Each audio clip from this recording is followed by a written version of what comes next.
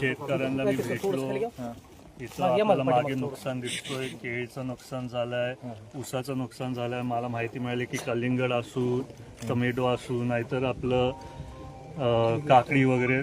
आता मी सगळ्याच गावात जाणार, डाळिंबचं पण झालंय.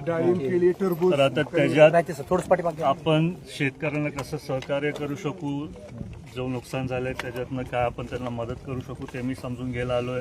त्याच्यानंतर आम्ही वहिनी साहेबांशी पण बोलणार आहे आणि त्यांना पण सांगणार आहे की अशी अशी हे नुकसान झालंय, त्याच्यातनं काय मदत करू शकू आपण ते शेतकऱ्यांना तसंच मार्ग काढू. शेतकरी सांगत आहेत की वेळोवेळी जे पंचनामे आहेत हे पंचनामे वेळोवेळी ज्या वेळेला त्यावेळेस होत नाहीत आणि साहजिकच त्यामुळे शेतकऱ्यांना जी मदत आहे ती योग्य वेळेस मिळत नाही. त्यामुळे शेतकरी नेहमीच चिंतित आहे, कारण सलग दुसऱ्या वर्षी अवकाळी पावसाने शेतकऱ्यांच्या पिकांचं मोठं नुकसान झालं. मला तर कळालं की काल 2 दिवसापासून पंचनामे चालू आहेत. सगळ्यांचे आजपर्यंत नसतील झाले, पण ते पुढच्या 1-2 दिवसात होतीलच. दादा, शेतकऱ्यांना काय आश्वस्त करताय, काय व्यथा आहेत ते शेतकरी तुमच्याकडे मांडतात? शेतकऱ्यांना आणि बारामतीकरांना मी दादांचं प्रिय कुटुंब म्हणून आश्वासन करतो की जसं दादांनी अनेक वर्ष काम केले, सगळ्या शेतकऱ्यांना मदत केली, बारामतीच्या जनतेला मदत केली, तशीच आम्ही सर्व राष्ट्रवादी पक्षातले नेते, पदाधिकारी, सहकारी, वहिनी, पारदादा सगळेच आम्ही जरा एकत्रित येऊन